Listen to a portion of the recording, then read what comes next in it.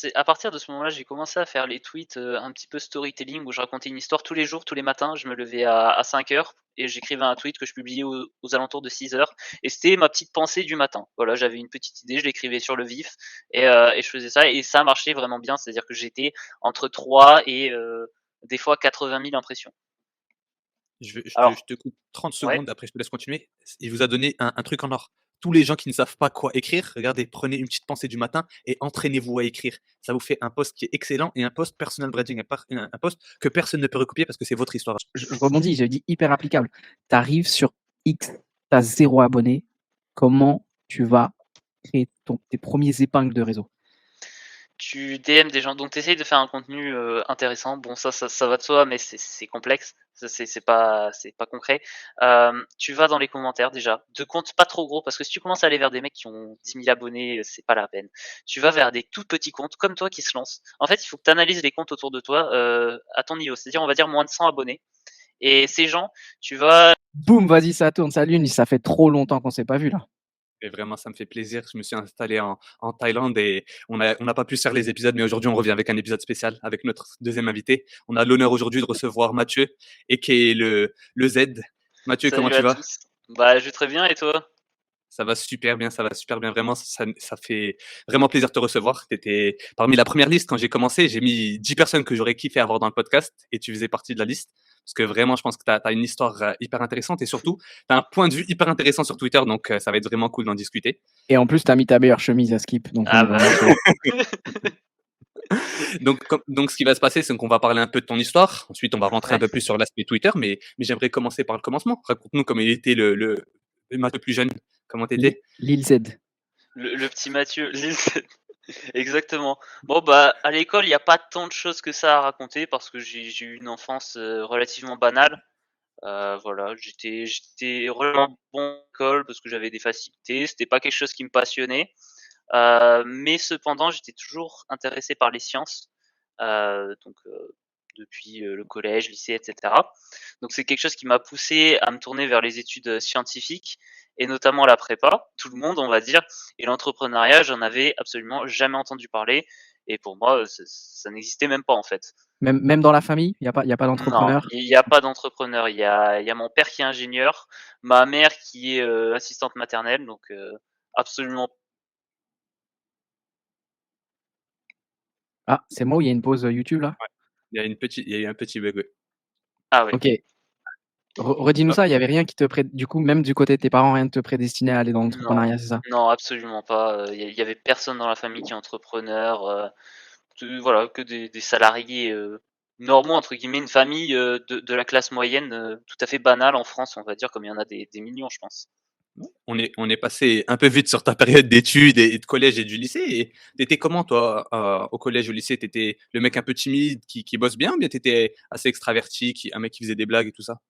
Alors j'étais pas le mec qui fait des blagues particulièrement, j'étais quand même assez timide, mais j'ai toujours fait du sport, ce qui fait que j'avais pas trop de mal à quand même avoir des amis, j'avais un groupe et on va dire que j'étais vraiment orienté jeux vidéo, plus au lycée donc voilà, j'avais plein de potes, on jouait à ça tous les soirs et cetera.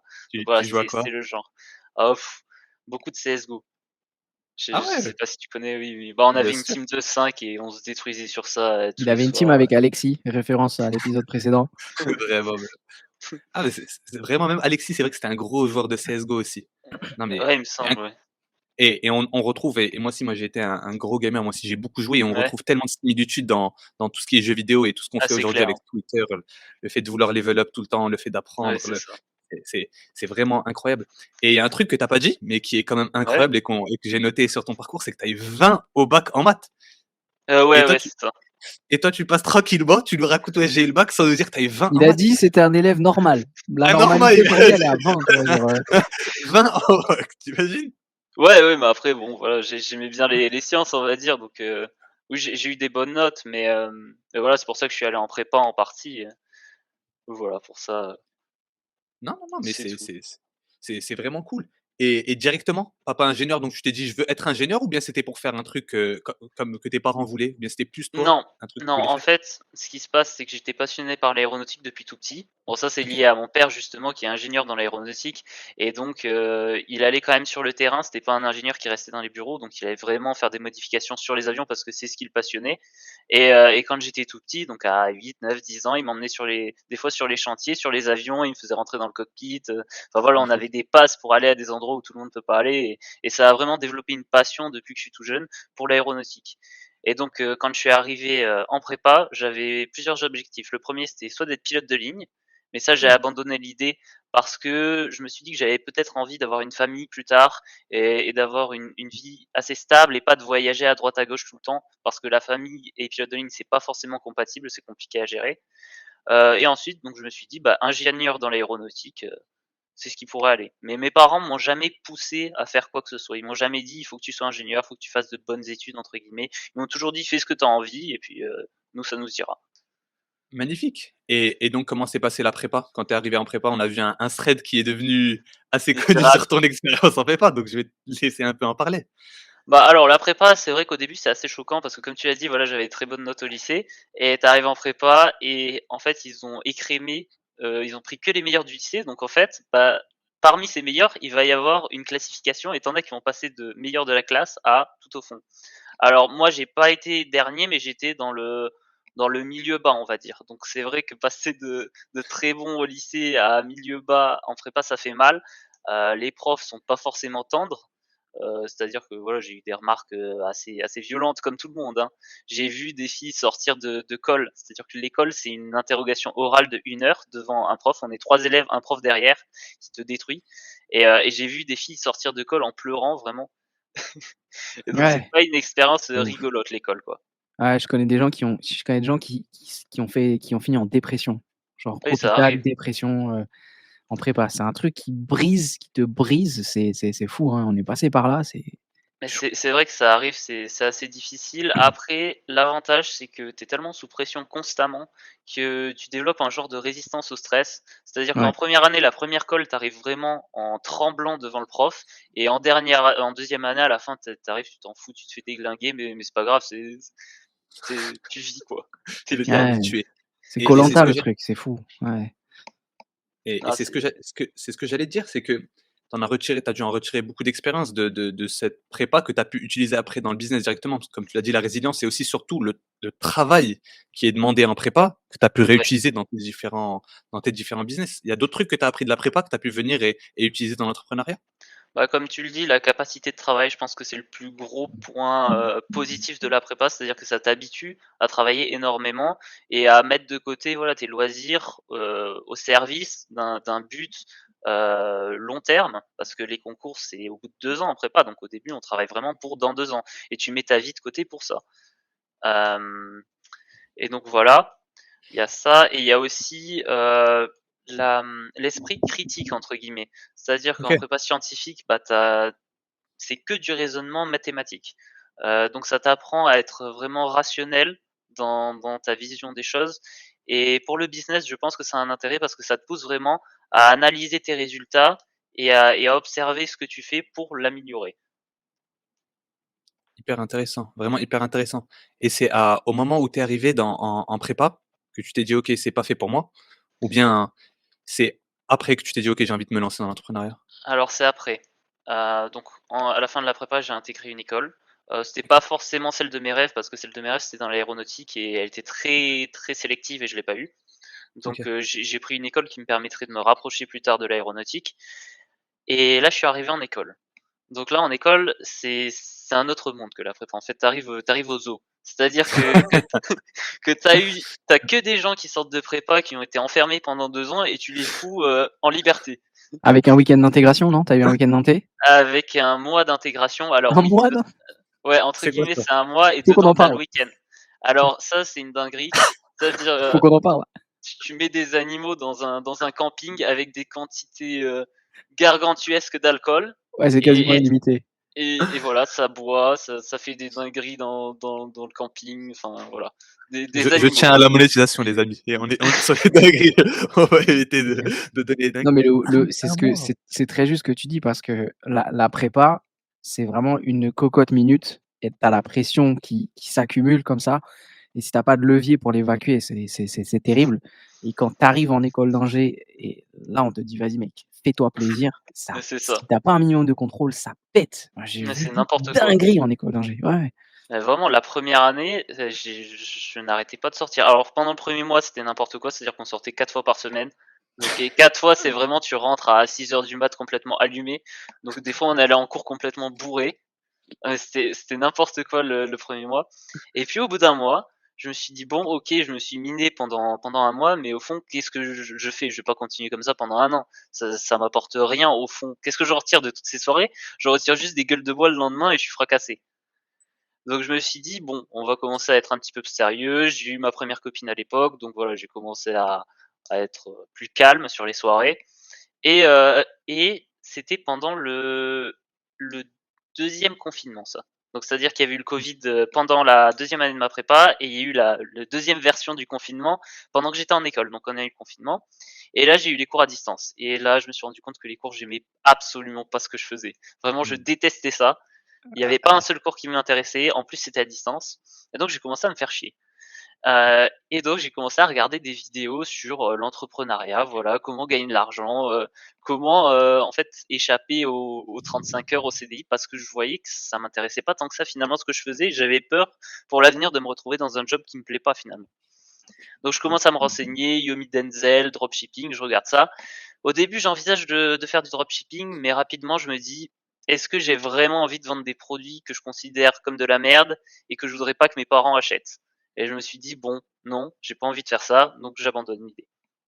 Qu'ensuite les mois passent et on arrive en, fin 2000, fin 2020, il me semble. Oui, c'est ça, fin 2020 et j'ai une idée, de business qui arrive parce que j'ai vu des vidéos sur ça. Il se trouve que quand j'étais jeune, j'étais passionné par les comics. Donc les comics, c'est les bandes dessinées américaines, donc DC Comics qu'on retrouve avec les super-héros, Superman, Batman, Aquaman, Spider-Man, tout ça. Et j'étais passionné de ça. Et j'ai remarqué qu'aux États-Unis, il y avait un système qui s'appelait les box par abonnement. Donc c'est tous les mois, tu vas recevoir une box qui contient donc des comics, des figurines, des choses associées à cet univers. Et malheureusement, en France, c'est quelque chose qui n'existait pas. Donc je me suis dit, il y a peut-être un business à prendre ici. Vu que je m'ennuie, je vais essayer de faire ça. J'avais beaucoup de temps libre, donc l'idée germe. Je me dis, allez, on se lance. J'ai beaucoup de temps. Je fais une auto-entreprise. Je fais un site. Je trouve des fournisseurs.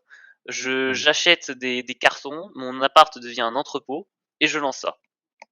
Entre le moment où j'ai eu l'idée et le moment où le site était opérationnel et je commençais les ads sur Facebook, il y a eu 2 semaines. C'est-à-dire que pendant Incroyable. 2 semaines, j'avais les cours. Bon, le Zoom, il était en mute. Hein. J'écoutais pas les cours. Je passais mes journées à bosser sur ça. Et j'ai lancé ça. J'avais aucune expérience entrepreneuriale. J'ai tout fait vraiment à la zob. Je sais que cette expression va te plaire à Nice. À la zob. Et le premier résultat, c'est que j'ai eu, il me semble, 10 clients sur la box le premier mois. Alors, Incroyable. c'était pas une grosse réussite parce que j'avais quand même foutu 200 euros d'ads. Donc, sur une box qui coûtait, je crois, 40 euros à l'unité, c'était pas la folie. En termes de bénéfices, j'étais pas rentable. Donc à partir de là, j'ai changé de stratégie marketing et je me suis orienté vers les youtubeurs de niche dans le domaine en France. Et je leur ai envoyé à tous des box gratuites. Donc vraiment, j'ai bombardé tous les youtubeurs français de comics. Et là, ça a eu un assez gros succès, même s'il faisait pas beaucoup de vues. C'est là que j'ai compris l'importance de la niche et que même des gens sans une grosse audience pouvaient avoir un gros impact. Et j'ai fait à l'apogée, j'ai été, il me semble, à 30 abonnés. Donc ça me faisait un peu plus de 1 000 € par mois de CA. Donc voilà, c'est une expérience que j'ai fait pendant 6 mois parce que au bout de 6 mois, déjà je commençais à en avoir marre parce que la croissance stagnait et surtout c'était un business qui prenait énormément de temps parce que le process c'était quoi? C'était que j'avais les gens qui s'abonnaient, donc il y avait une commande automatique ou les nouveaux abonnés et heu et ça se fermait 20 jours avant la date supposée de réception de la box. c'est précommande entre guillemets. Donc à Mmh. partir de là, j'allais chez mes fournisseurs, je commandais tous les produits, je les recevais chez moi et ensuite je faisais les box et je les amenais dans un point relais. Donc tout ça, quand tu as 30 box à faire, et ben ça me prenait tout un week-end.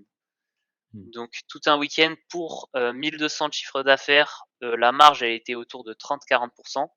Mmh. Donc ça faisait 300-400 euros et t'enlèves les impôts en auto-entrepreneur qui étaient de 12%, les cotisations sociales, ça me détruisait tout et je gagnais quoi 150 euros, donc c'était pas rentable par rapport au temps passé.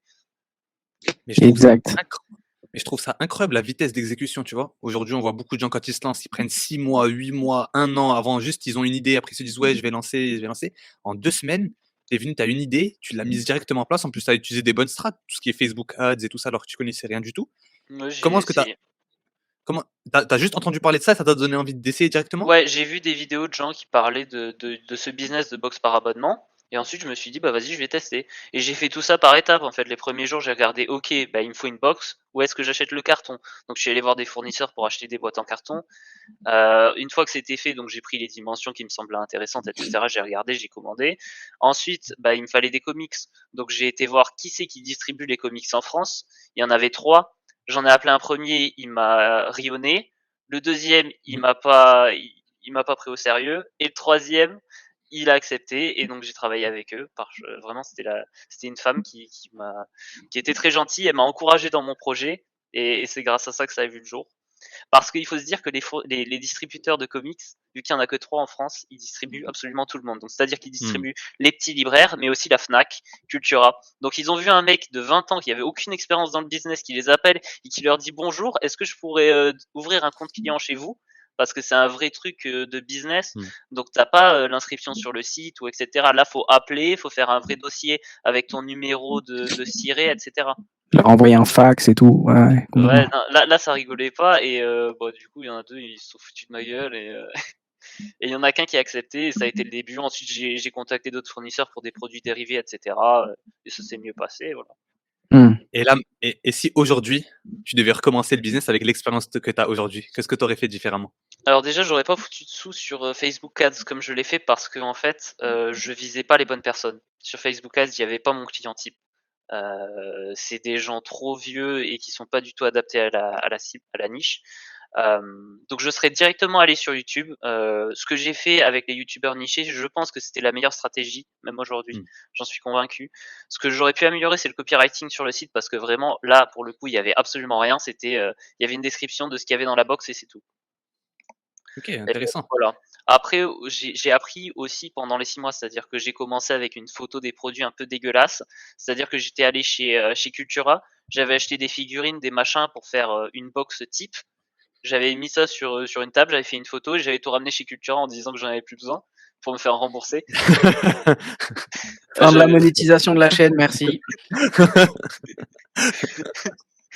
vraiment les méthodes, les méthodes du bled. Non, mais Mais c'est hyper puissant et moi, je dirais même autre chose, la puissance du MVP tout simplement. Ce que tu peux faire, c'est que tu peux c'est faire ça, comme les plus grandes marques, tu crées juste une précommande. Tu fais comme c'est ce que fait ça. Elon Musk avec toutes les Tesla. Tu viens, tu dis: «Les gars, il y a 100 box», tu les mets en précommande et tu envoies des ads parce que je pense que les ads, c'est important. Je pense que si tu sais bien cibler les ads et tout ça avec Ouais. les bons mots-clés, avec le fait d'envoyer les ads devant les bonnes personnes, ensuite, ce que tu fais, c'est que tu prends les précommandes et ensuite tu viens et que tu peux contacter les gens en leur disant: «Écoutez, regardez, j'ai 100 précommandes, voilà, tu mets 0 argent directement et la box, tout ce que tu fais, c'est que tu payes un mec sur Fiverr, tu fais un bon design d'une box et après toi, tout ce que tu fais, c'est que tu ramènes ce trafic sur ce site, tu fais des précommandes et ensuite, avec l'argent des précommandes, tu viens et tu payes toutes les box que tu as à faire. Un truc à dire Non, sur ça, bah, Raid? ouais.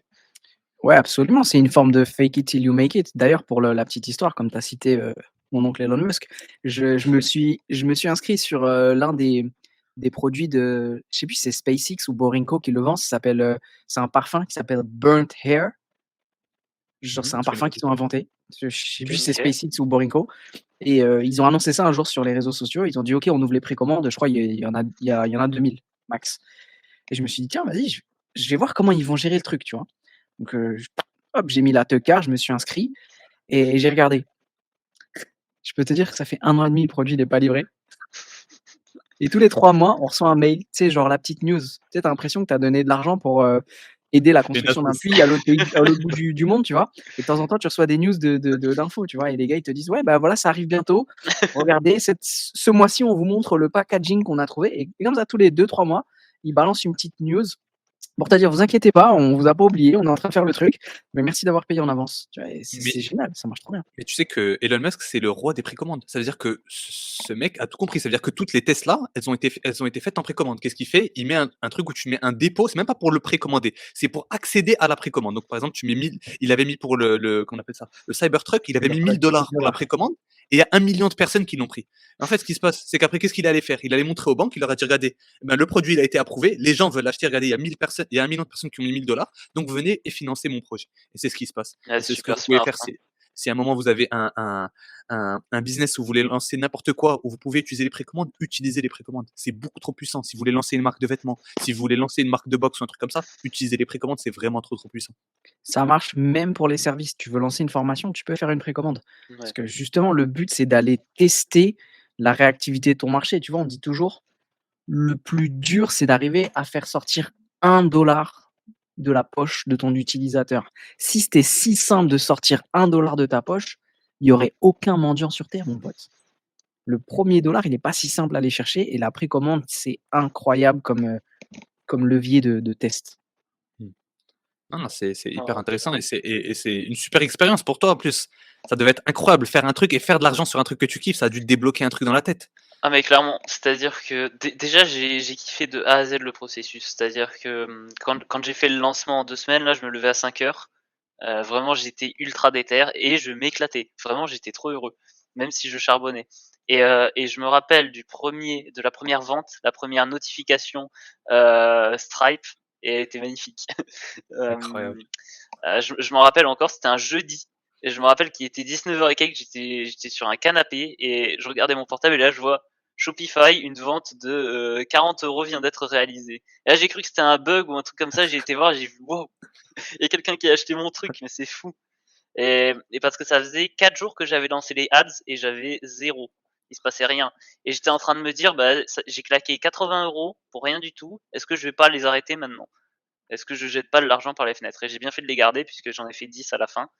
Mais il est incroyable le sentiment de la première vente, vraiment, C'est j'étais trop heureux. incommensurable, c'est Ouais, c'est incommensurable. ça, c'est Ouais, ça. ouais, non, Ouais, je suis d'accord. Mais là où je trouve que ton histoire, elle est vraiment puissante, c'est que je sais pas si tu t'en rends compte maintenant avec du recul, mais tu as choisi un business de ceinture noire et tu as choisi un business de logistique, Ouais, c'est et c'est les compliqué, hein. trucs les plus galères à gérer. C'est pas pour rien qu'Amazon aujourd'hui est valorisé aussi haut. C'est que c'est hyper galère d'aller récupérer plusieurs produits, les mettre dans une boîte, les envoyer chez un mec, et que le mec reçoive ta boîte sans aucun problème et qu'il soit satisfait Mais et tout.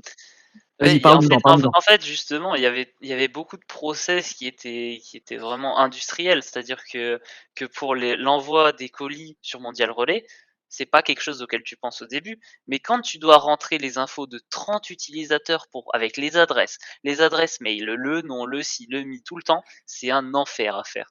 Et là, j'ai découvert par exemple à quoi servaient les fichiers, CSV, parce que j'utilisais pas le site, classique de Mondial Relais, le site, client. Non, j'avais le site pro, c'est-à-dire le truc, dégueulasse avec une UX de 2005 là, qui est bien moche et qui est infernale. Donc faire des fichiers CSV de 30 lignes avec, je sais plus, je crois qu'il y a 25 virgules dedans, enfin c'est immonde comme truc, et voilà, j'ai vraiment appris plein de choses avec ça. Mais c'est vrai que c'était complexe, et je me rappelle, j'étais au 4e étage, donc dans une résidence, étudiante, et je déplaçais mes 30 box tout seul, donc je les prenais 3 par 3 parce qu'elles étaient trop grosses, je pouvais pas les porter, pas en porter plus, et j'emmenais tout ça dans ma voiture. Donc je devais rabattre tous les sièges et je foutais ça dans le coffre, j'avais une montagne de box, et alors à chaque fois que j'allais dans un point relais, ils étaient contents de voir 30 box arriver chez eux. Un marchand de Là, tapis, quoi. vraiment, je faisais ça, mais n'importe comment, vraiment des méthodes, artisanales, hein.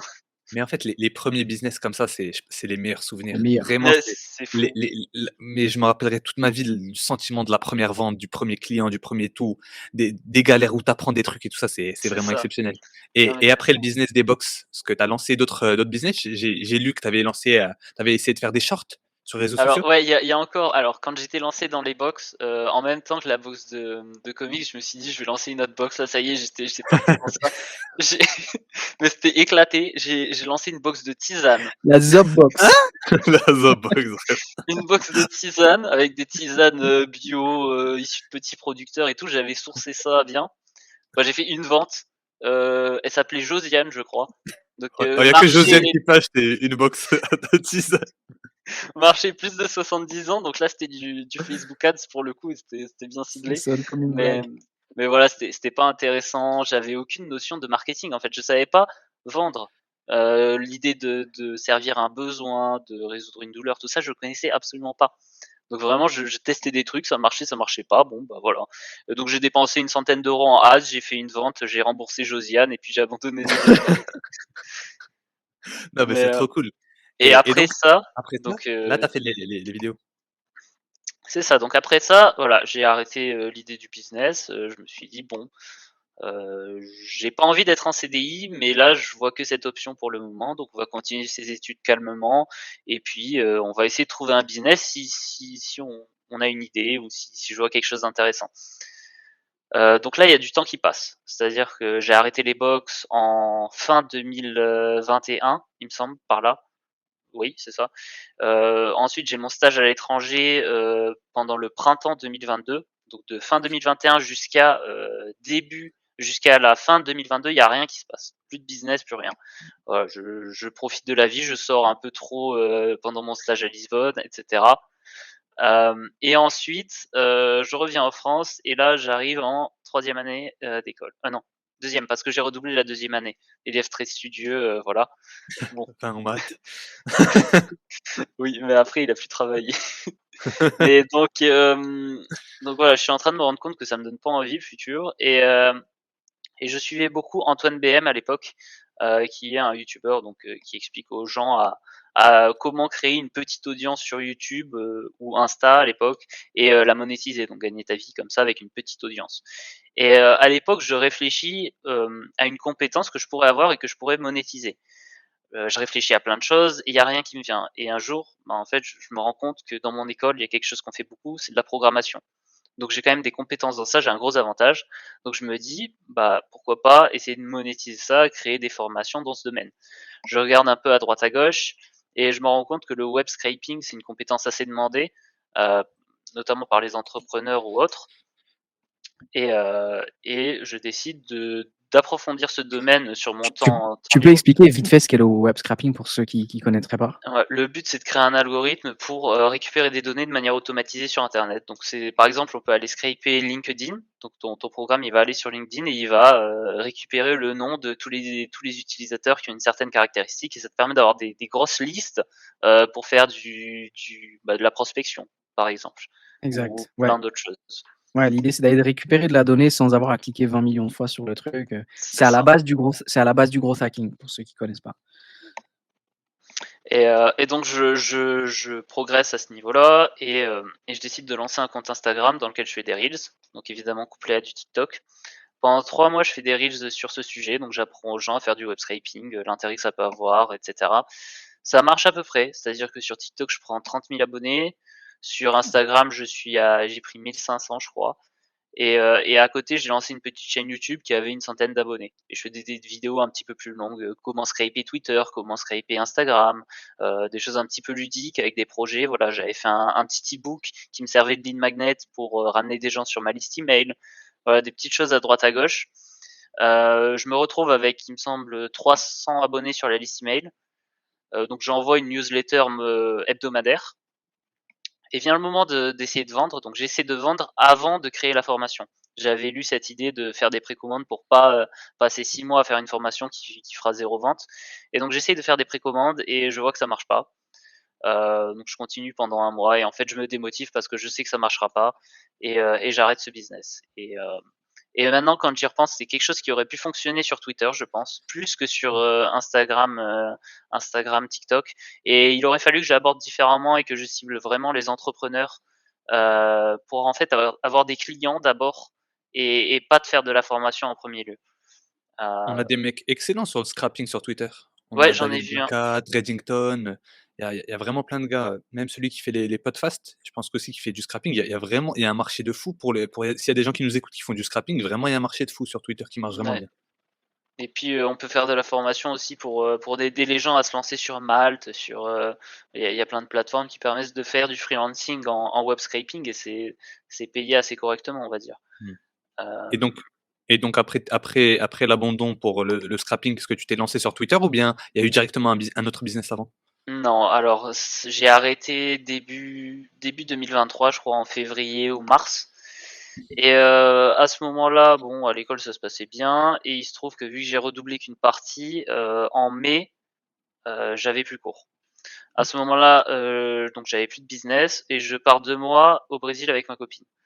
Oui. Hem, donc ça, c'est super, je kiffe ma vie et il se trouve qu'un jour, on va dans une librairie, donc totalement random et je vois sur la devanture de la librairie qu'il y a plein de livres liés à l'entrepreneuriat, donc du Père riche, Père pauvre, La semaine de 4 heures, vraiment tout ce qu'on trouvait en France autour de 2020 et à ce moment-là, je me dis: «Mais on dirait qu'ils sont comme la France, mais il y a 3 ans, avec 3 ans de Mmh. retard dans le business. Et là, je me dis, il y a peut-être quelque chose à créer justement sur ce marché brésilien. Parce que même si le pouvoir d'achat est plus faible, bah, il y en a quand même qui ont de l'argent. C'est pas comme on l'imagine, c'est assez développé comme pays quand même. Et je me dis, il y a peut-être quelque chose à lancer. Donc là, on est en juin. Je rentre en France et je commence à traîner sur Twitter. Et là, par hasard, je tombe sur quoi? La formation du sorcier. Et là, je me dis, bah, en fait, se lancer sur les pays inexploités, bah, je vais me lancer sur Twitter, mais au Brésil. Alors, je cible quoi? Je cible Notion. Donc, je veux vendre des templates Notion. Donc, pour ceux qui connaissent pas la philosophie de la formation du sorcier, c'est tu trouves des comptes qui fonctionnent aux États-Unis, tu copies, tu translates en la langue cible et tu es censé vendre. Alors, ce qui se passe, c'est que je fais à moitié ça déjà. Je prends certains threads américains, je les transforme en portugais et puis je fais des tweets à droite à gauche, fait maison, on va dire. Je fais ça pendant 2 mois. J'ai 700 abonnés à la fin. Encore une fois, je crée une liste email, lead magnet, j'essaie de vendre 0 €. Aucun template qui part, tout le monde s'en fout. Et là, je me dis: «Bon, ça fait 2 fois que j'essaie de lancer des trucs, ça marche pas une seule fois, ça commence à me gonfler, j'abandonne».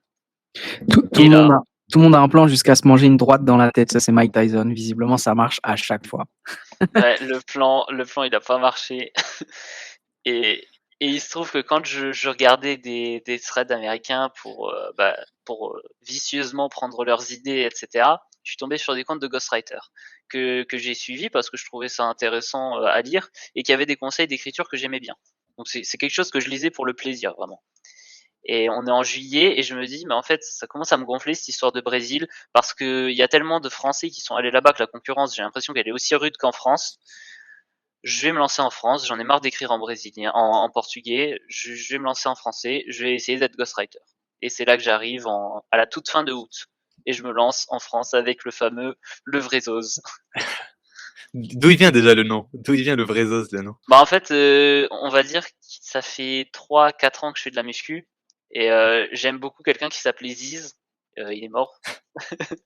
Et du coup, bah, je sais pas, j'ai eu ce nom qui m'est venu en tête assez, rapidement. Je cherchais quelque chose qui paraissait, un petit peu aléatoire, sans vraie logique derrière, donc je me suis dit: «Zoz, ça sonne bien, allez, on envoie ça». J'ai pas Mais réfléchi plus que ça. vous le voyez pas derrière ce t-shirt et cette, chemise, mais il y a un corps d'athlète derrière et il a posté sa transformation incroyable déjà. Mais Ah Déjà ouais, c'est vrai que est-ce que tu es chargé comme Ziz? Parce que c'est ça qui est ah important de non, savoir. non, je suis 100 naturel, moi. Bah, avec le physique que j'ai, si j'étais chargé, ce serait grave quand même, hein.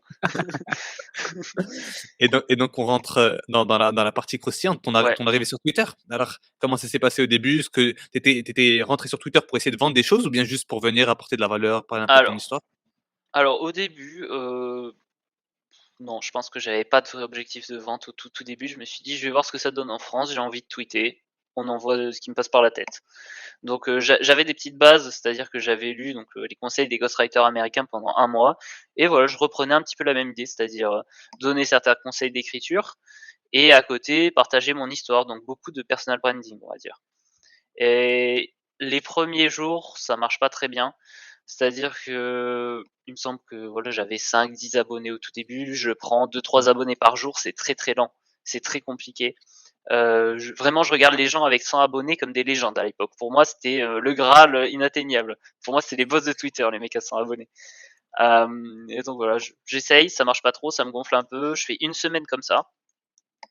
Et à la fin de la semaine, il se trouve que j'ai un post qui pète. C'est-à-dire qu'au début, je faisais 50 impressions, et là, ce post, il fait 1000 impressions d'un coup. Et en fait, il se trouve qu'il y avait un mec, pas très connu, mais un petit peu, qui avait RT, et donc ça m'avait apporté de la visibilité. Et ce mec et deux, trois autres personnes qui le suivaient m'avaient dégommé en commentaire, en mode il a 30 abonnés, il donne des conseils pour grossir sur Twitter. Et c'est vrai que c'est risible quand j'y pense maintenant. Mais, euh, mais ça m'a pas tant découragé que ça. Je me suis dit que ça pouvait monter grâce à ça, et j'ai continué en étant moyennement régulier. Et Mais ouais, vas-y. ouais, j'allais dire que en fait, moi, je sais pas du tout quand est-ce que ça faisait longtemps ou pas, mais moi, dès que j'ai commencé à arriver sur ton contenu, tu as apporté un truc, je le disais, il y a toi et Alexis, vous avez apporté un truc hyper nouveau sur Twitter, qu'il y avait pas du tout avant quand moi j'ai été parce que moi, ça fait bientôt 1 an que je suis sur Twitter, mais quand Ouais. vous êtes arrivés, toi et Alexis, vous avez apporté la personnalité, ce qu'il y avait pas du tout avant sur Twitter. Genre vraiment cet aspect personal branding, cet aspect de pouvoir parler de tout et de n'importe quoi, d'une petite histoire qu'on raconte et tout Ouais. ça. Et donc ça, c'est un truc que tu as récupéré des ghostwriters aux États-Unis? Américain, ouais. Ils faisaient Et beaucoup ça là-bas. Et tu l'as fait directement dès le début ou bien ça t'a pris un peu de temps avant de faire à raconter tes histoires et tout ça? Non, ça a quand même pris un peu de temps. Je pense que les 2 premières semaines, j'étais assez cadré. J'osais pas trop parler de moi, je savais pas trop comment écrire. C'était pas facile en fait. Il y a tout qui était dur au début, et donc j'étais assez fermé à ce niveau-là. Et puis au bout de 2 semaines, je commençais à avoir des gens qui me suivaient. Et là, je me suis dit, bon, bah, je vais commencer à raconter des petites histoires. Donc, j'ai commencé à parler de muscu, à parler de leçons que j'avais apprises à travers des expériences par le passé, etc. Et j'ai vu que ça marchait extrêmement bien. Donc, j'ai continué. Et c'est à ce moment-là que j'ai rencontré Alexis, au bout d'une centaine d'abonnés. Et là, vas-y, Riley. Ouais, il y a un truc assez intéressant que je remarque là depuis qu'on se parle, et je sais pas si tu as fait si tu remarqué ça aussi à Nice. Tu as un référentiel de temps qui est assez surprenant. C'est un truc C'est de fou. c'est que là, ce que tu viens de dire, si j'enlève le référentiel de temps, j'ai l'impression que tu as testé Twitter pendant des mois avant de basculer et de changer des trucs, et en fait, tu dis: «Bah, ouais, bah, j'ai testé pas mal de temps, les 2 premières semaines», et ton business de dropshipping, pareil, c'est 2 semaines. Ton autre business, c'est pareil, c'est 2 semaines. Tu as un cycle de révolution qui est ultra court, mais dans ta tête, quand on parle, ça sonne comme une éternité, et je trouve ça à la fois fascinant, et je pense que c'est une clé aussi des entrepreneurs, tu vois? Mais je Tu t'en pense rends compte? que ça, je pense que c'est lié au fait que quand je me lance dans un projet, un business ou quoi que ce soit, je deviens vraiment obsédé. J'ai une nature obsessionnelle sur les choses que je fais. Même quand j'étais plus jeune, c'est-à-dire que j'allais avoir un focus sur l'astronomie, et pendant 3 mois, j'allais penser à l'astronomie, mais du matin au soir, c'était terrible. J'avais qu'un but dans la vie, c'était observer les étoiles, en apprendre le maximum sur ce sujet, etc. Et puis au bout de 3 mois, ça passait, et je passais sur autre chose. Je pouvais passer sur la philatélie. Donc je collectionnais les timbres d'un coup. Et alors j'allais être passionné de ça pendant 5 mois. J'allais me lever le matin en pensant à ça, me coucher le soir en pensant à ça, et après ça passait. Et en fait, à chaque fois que je fais quelque chose, je suis vraiment à fond dedans, et ça m'obsède. Et c'est pour ça que je pense que je fais les choses rapidement, parce que j'y pense du matin au soir. Donc en fait, j'ai plein d'idées qui me viennent en tête, j'essaie plein de choses, et du coup, ça va très vite de faire des tests. Non, Parce que mais c'est inconsciemment, je bosse toute la journée sans m'en rendre compte, en fait, puisque ça trotte dans ma tête quand je vais me coucher. D'ailleurs, pour parler des box par abonnement, au tout début, j'arrivais pas à dormir la nuit parce que j'avais trop d'idées de choses à faire. Vraiment, ça m'obsédait, j'arrivais pas à m'endormir. Je me disais, putain, il faut que je fasse ça, faut que je fasse ça, faut que je fasse ça. Tu sais que quand j'avais mon application en rapport avec le gaming, c'était la même chose. Tu sais que je résolvais des problèmes quand je dormais. Tu sais que je dormais et je me réveillais et je notais des trucs et Ouais, j'arrivais pas à dormir, je passais des heures et ça m'arrivait tout le temps.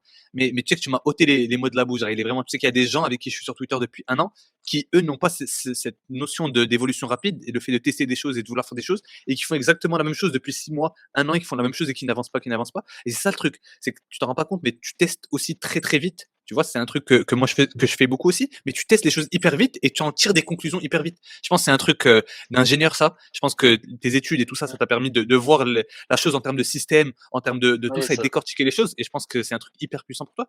Donc vas-y, continue un petit peu. Donc tu commences à faire tes premiers posts qui marchent bien et tout ça.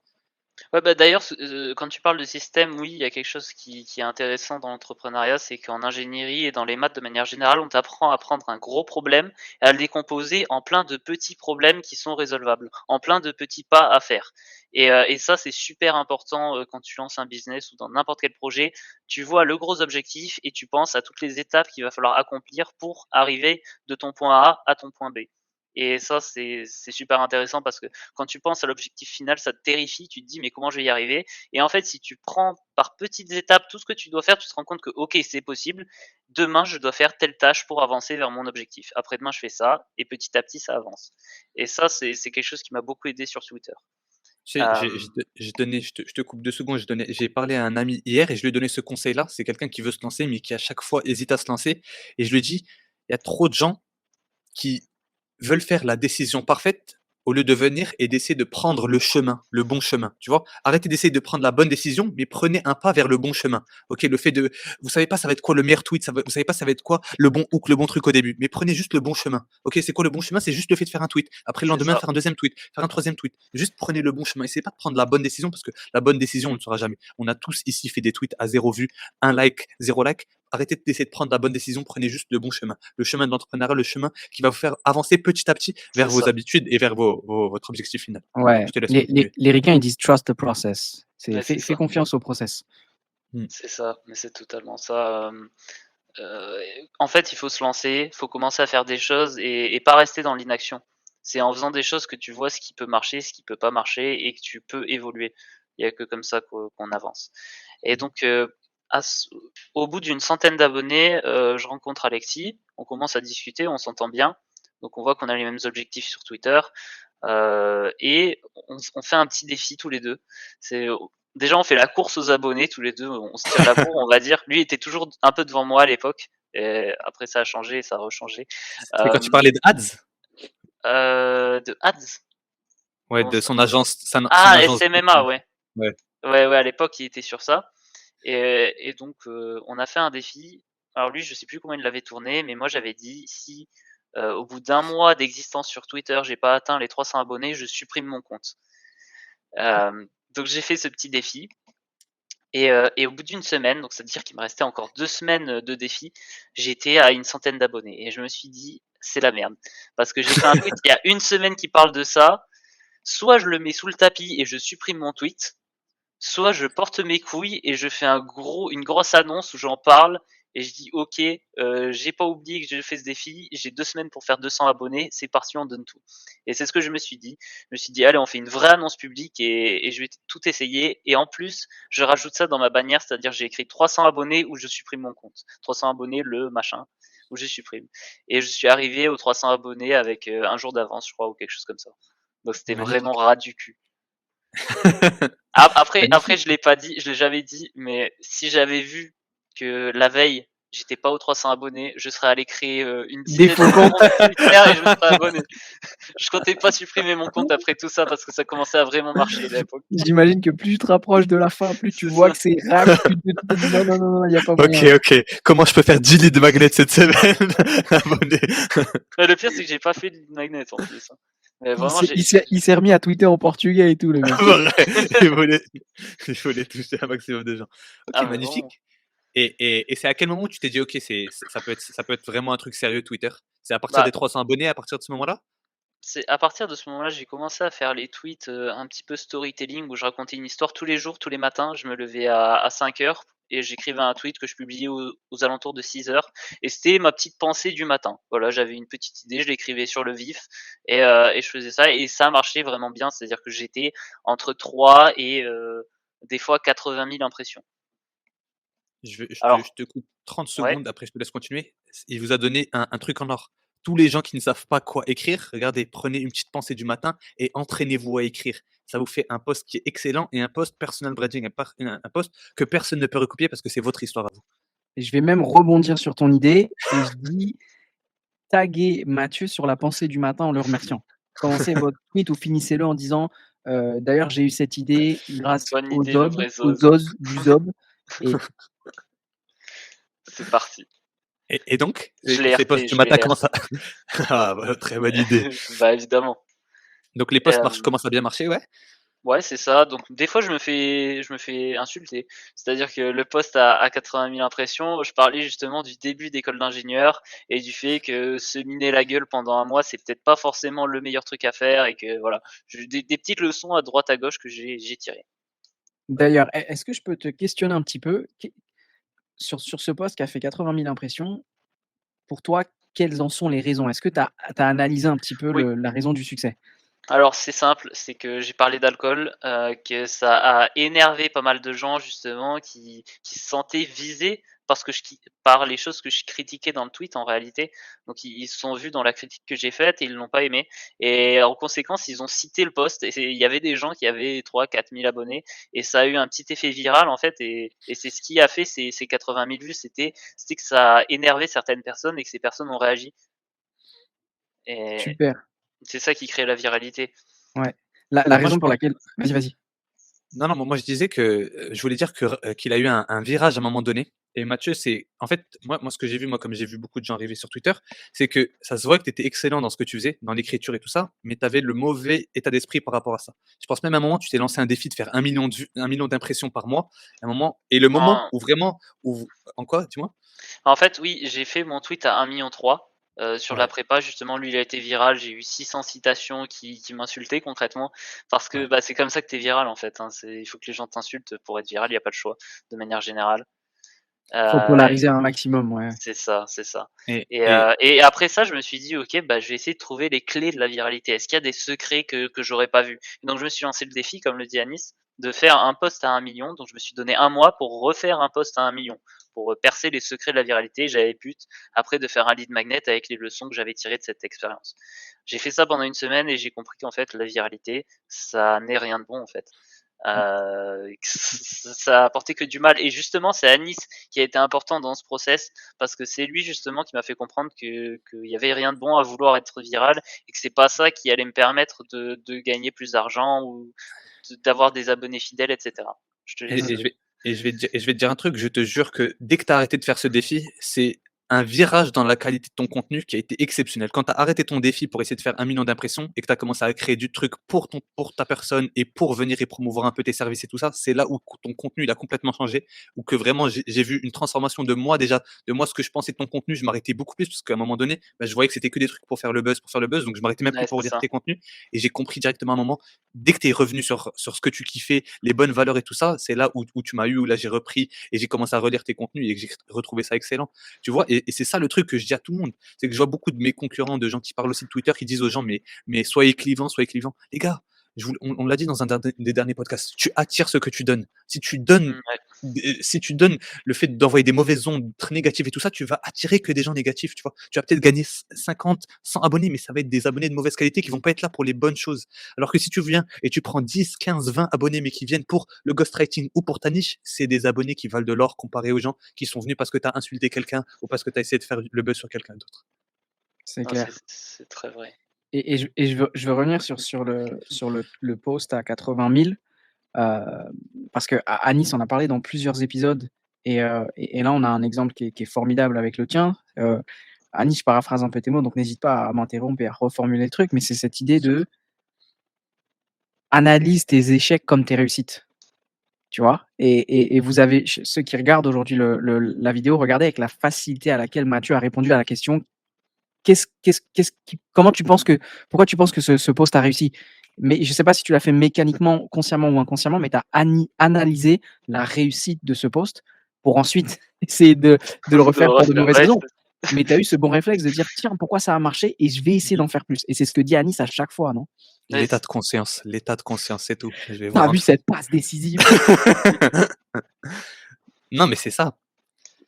Et, et donc, après tous ces posts, après tout ça, est-ce ouais. que à ce moment-là, est-ce que c'est à ce moment-là où tu as commencé à vivre de Twitter quand tu as arrêté le défi de vivre de Twitter, quand tu as commencé à avoir tes premiers clients, c'est après le fait que tu t'es dit ok j'arrête de faire le défi pour le post à 1 million d'impressions ou c'est un peu après que tu as eu tes premiers clients?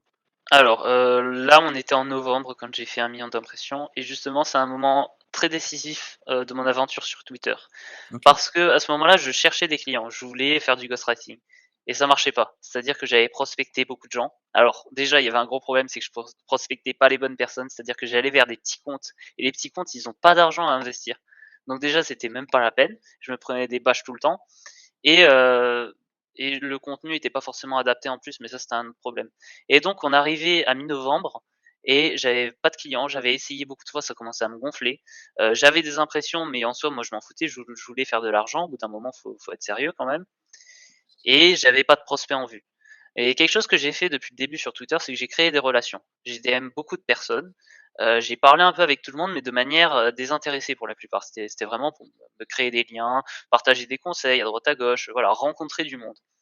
Et ça, c'est revenu en. J'ai eu un retour. J'ai récolté les fruits que j'avais semés. Bon, c'est pas une expression, mais on comprend l'idée. C'est que donc à ce moment-là, à 3 jours près, j'allais arrêter Twitter. C'est-à-dire que vraiment, je me disais, ça sert à rien, je vais pas tirer d'argent. Go CDI, et puis voilà, ce sera plié. Je vais monter les échelons, je vais faire 60 heures par semaine pour gagner, pour devenir manager ou je sais pas quoi, directeur. Et à 3 jours près, je reçois un DM. Yo le Z, c'est quoi tes tarots?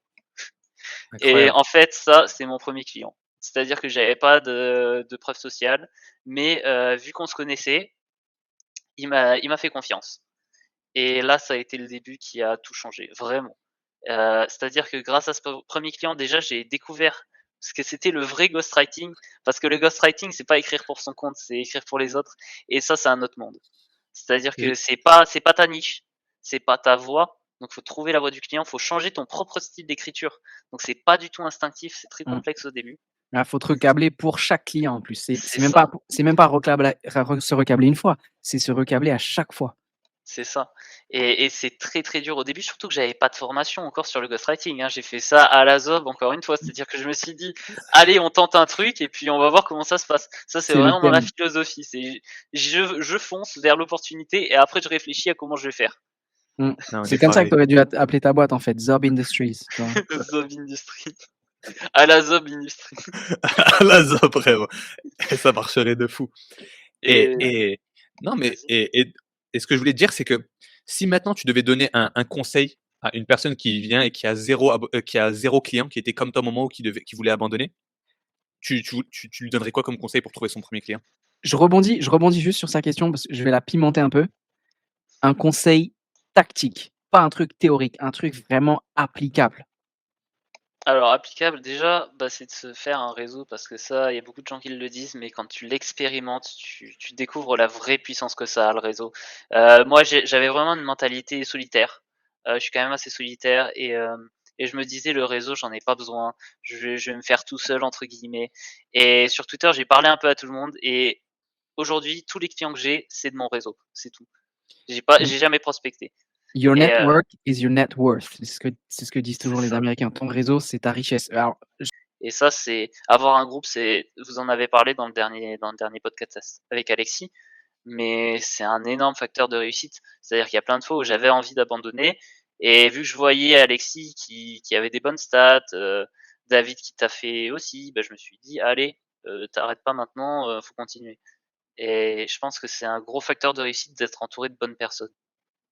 C'est tellement vrai ce que tu as dit et tu as dit un truc aussi qui est incroyable et que, comme je dis et je le répète, c'est toi et Alexis qui l'avez apporté sur Twitter, c'est mettez de la personnalité dans vos commentaires.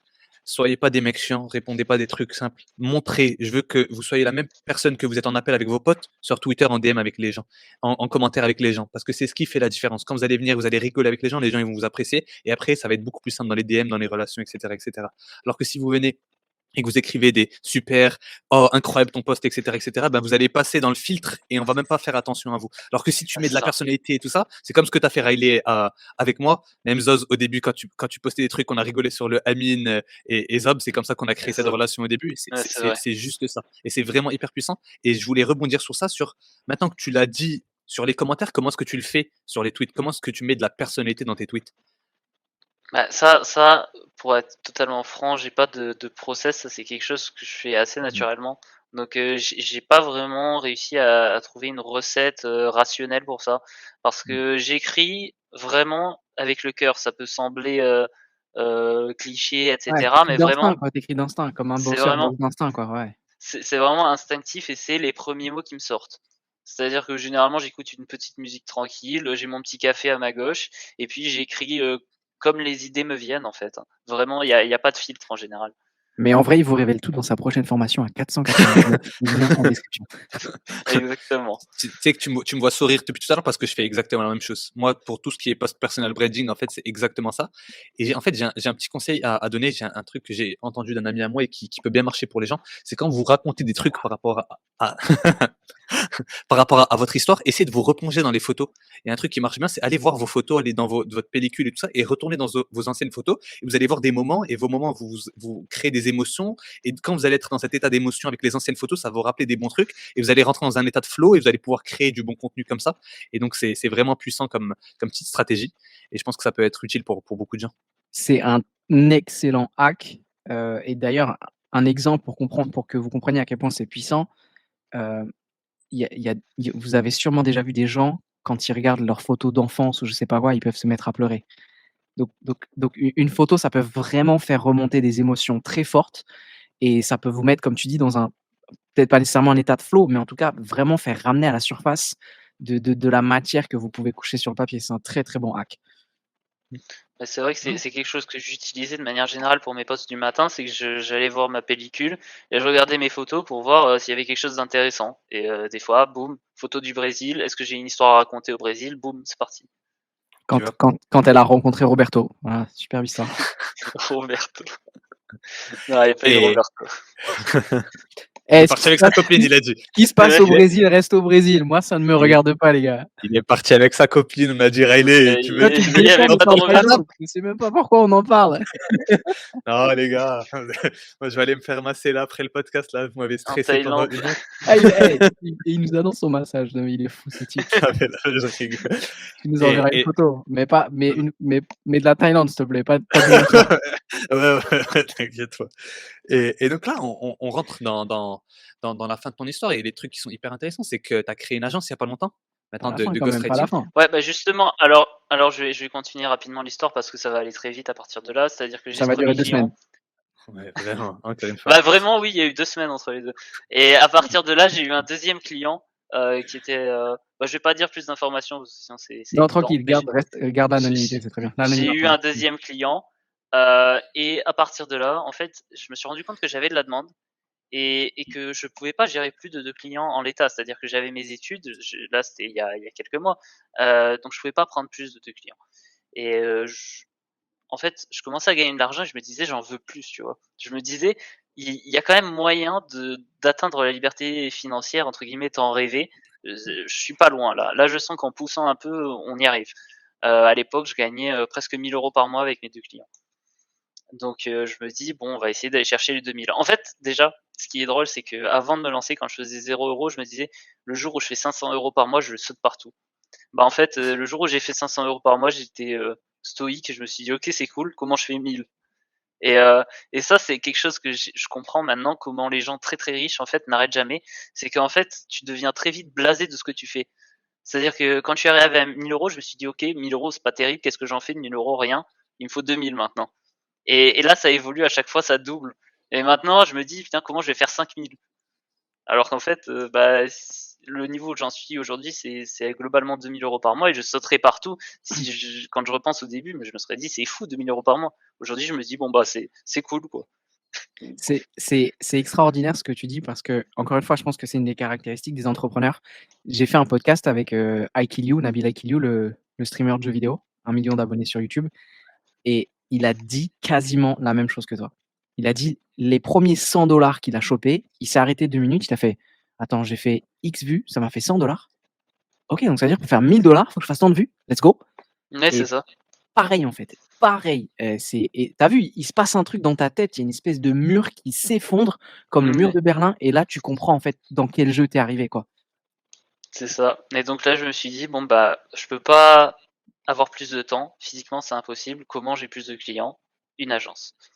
Et ça tombe bien parce que à ce moment-là, je connaissais Emilien et Achille, du groupe qui étaient dans le groupe avec Alexis et tout le monde et on se connaissait un petit peu, mais on n'avait pas parlé des masses et Emilien, un jour, il me contacte parce que j'avais fait un post sur ma box par abonnement, le business et il me dit: «OK, moi, c'est un business qui m'intéresse. Est-ce que ça te dirait qu'on s'appelle? Comme ça, on discute du sujet». Moi, je me dis, ok, très bien, on s'appelle, nanana, on discute, c'est très bien, le courant passe. Et il me dit, ok, je connais un mec qui s'appelle Achille, il est ghostwriter et il voudrait créer une agence. Est-ce que ça te chauffe? Et là, bah, je dis, ok. Donc, on programme un appel tous les trois. On a une vision qui est identique du sujet et on se lance. Et là, on est en décembre 2023. Donc, Ok. j'avais mon premier client et j'étais en train d'onboarder le deuxième à l'époque. Donc, c'était vraiment à mes débuts. En parallèle de tes cours, il faut que les gens Oui, retiennent bien évidemment. ça, hein. Bah, du coup, Et je me levais à 5 heures pour bosser, quoi, avant les c'est la cours. question. C'est la question que j'allais te poser. Comment est-ce qu'on fait pour venir et bosser sur Twitter? C'est quel conseil tu donnerais à quelqu'un qui bosse à côté, qui a un boulot qui est compliqué ou bien qui fait des études qui sont un peu compliquées pour venir et lancer un business à côté? C'est quoi le conseil Bah, que tu donnerais? Et j'ajoute à ça, juste une petite seconde, est-ce que tu peux nous donner une estimation du temps que tu passes sur ton business, à une échelle de temps, jour, semaine ou mois, pour que les gens, ils comprennent, en fait, combien de temps avec combien de temps par jour, semaine ou mois, tu arrives à avoir ce business? Alors, aujourd'hui, c'est assez différent de l'époque où j'avais 2 clients parce que je travaille beaucoup plus. Donc première question, comment tu gères un business et des cours à côté? Il faut trouver de la place, en fait. Il y a pas le choix, c'est rationnel, il faut trouver du temps quelque part. Il y a pas 36 options. Si toute ta journée, elle est bloquée par les cours, on va supposer que tu fais du 8h-18h, le basique. Donc de 8h à 18h, c'est mort. Bon, bah, tu as 2 options, soit tu travailles avant, soit tu travailles après, soit tu travailles les 2. Donc si le soir tu as assez de temps, tu es productif et bah, dégage tes loisirs et travaille. Si le soir ça suffit pas, tu te lèves plus tôt le matin et tu travailles. Donc moi ce que je faisais c'est que je me levais à 5h, je me faisais un mélange de jus de citron, jus d'orange avec du sel pour me réveiller et j'allais direct écrire. Oh, l'haleine dès le matin, la copine, la pauvre copine. Voilà la copine, sinon justement ça c'est dans les hacks, il faut pas avoir la copine à côté si tu veux travailler assez, hein. C'est clair. Notez, Ouais, notez le hack, notez les gars. Mais ayez une copine à distance si vous voulez lancer un business, mais ça, c'est un excellent conseil. Faites les tâches importantes le matin parce qu'en fait, il y a trop d'éléments aléatoires dans votre journée. Si vous c'est vous dites: ça, «OK, je vais gérer mon business après les cours», si vous tombez sur une journée de merde où vous avez galéré, vous avez eu des problèmes de transport, de machin, vous arrivez chez vous, votre fracassé, mana, elle est à zéro. Donc c'est ça. évitez en fait les risques potentiels et commencez direct par les trucs, dangereux, quoi. C'est ça. Moi, je faisais l'essentiel de 5h à 7h30, ensuite je partais. Donc là, j'avais une bonne partie de ma journée qui était faite et le soir, je rentrais et en général, je bossais quasiment toute la soirée finalement. Parce que bon, je perdais du temps à l'époque, hein. À l'époque, j'avais tendance à glandouiller sur Twitter, à commenter à droite à gauche. Donc je perdais du temps bêtement, on va dire. Mais je passais tout mon temps sur Twitter à bosser. Maintenant, c'était quoi ta question, Riley, déjà? Oui, bah, tu as commencé à y répondre, c'est, combien de temps tu passais à peu Ah! près sur ton business, dans le jour, semaine ou mois pour arriver justement à avoir ce business? Alors si j'avais été productif à 100%, je pense qu'en semaine, je devais y passer trois bonnes heures pour, OK, gérer mes 2 clients et le week-end, on va dire que j'y passais la journée. OK. Donc on peut dire un 8 heures. Donc c'est quand même énorme. En fait, c'est limite un taf à temps plein, finalement. Si tu fais le calcul, tu fais ça, 3 fois 5, ça fait 15 heures, tu rajoutes ouais, ça fait 31 heures. Mais c'est le prix à payer pour vivre de son business, hein, C'est vraiment. ça Et c'est donc pour ça qu'il y a très peu de gens qui arrivent, hein. ah ben en fait, il faut faire des sacrifices et il y a beaucoup de gens qui pensent que le business en ligne, c'est de l'argent facile et en fait, c'est pas de l'argent facile au début, C'est c'est pas de de l'argent l'argent facile. difficile. C'est plus dur que d'être salarié au début. Tu Ah non, gagnes mais c'est moins et tu clair, hein. travailles plus. Ouais, Mais c'est clair. comprenez ça, parce que la plupart des gens, ils quittent un seul taf, mais pour faire 10 tafs, hein. Vous devez comprendre que l'entrepreneuriat, vous faites 10 boulots. Vous êtes plus que ghostwriter. Maintenant, il faut créateur de contenu. Maintenant, il faut gérer les emplois. Il faut faire ci, il faut faire ça. Mais il y a Ouais. 10 Puis il 000 y a trucs tout à faire. le si tu es sur un truc physique, il y a tout le fulfillment là, je sais plus comment on dit en français, mais Josiane, elle veut sa box, tu vois? Et si elle l'a pas, tu as perdu quoi qu'il arrive. Ouais. Elle l'a pas eu, Josiane, Josiane. ça tease. La Josiane, pauvre Josiane. elle a eu un Moi je pro refund, c'est Ouais, tout. moi je propose qu'on fasse une petite cagnotte pour Josiane. Non, mais elle écoute, elle est sur le podcast comment, Josiane, là, ce que tu penses là. Non, et on va bientôt finir. Mais donc, comme ça, tu nous finis un peu l'histoire. Donc, tu nous disais début de l'agence, et donc là, tu en es où Ouais, maintenant? on est en décembre, donc début de l'agence. Ça, on travaille, mais pour être totalement franc, on fait des petits notions d'agence, on pense des process. En fait, on procrastine. On n'a pas de Mm. clients, on sait pas comment on va faire. Alors, étape 1, c'était de prendre un client gratuit. Finalement, ça s'est pas vraiment fait, il y a eu des changements. Hem, Donc là, à ce moment-là, pour être totalement franc, j'y crois pas trop à l'agence. Je OK. miserais plus sur mes clients perso que sur l'agence parce que, en fait, je voyais pas comment on allait faire. C'est une agence virtuelle ou vous avez des vrais statuts à vous 3? Heu, Bah, là, on va créer une société sous peu, mais pour l'instant, c'est du statut auto-entrepreneur, OK, c'est une agence virtuelle. OK, OK. ouais, mais justement là, ça va passer en société parce que, bah, il va y avoir des besoins, de délégués, donc de déclarer, des charges parce qu'en Mmh. auto-entrepreneur, quand tu as des charges, c'est pas la peine. Hem, donc heu, donc là, on est en décembre et en janvier, je sais pas, j'ai eu une idée, je me dis: «Il y a un mec que je connais depuis 2 ans, il se lance sur Twitter, je vais lui envoyer un DM et je vais lui dire: OK mec, on s'occupe de ton compte». Enfin, je le contacte personnellement et je lui dis ça, je lui dis: «Bon, tu pas l'air de savoir ce que tu fais sur Twitter, moi je suis ghostwriter, je peux t'aider. J'ai déjà 2 clients, ils sont satisfaits, je donne les petites stats que j'ai». Il accepte, on a le premier client et là, c'était fou parce que vraiment entre le moment où je me suis dit: je vais envoyer un DM à ce mec et le moment où je le signe, il y a eu 1 jour et demi. Incroyable.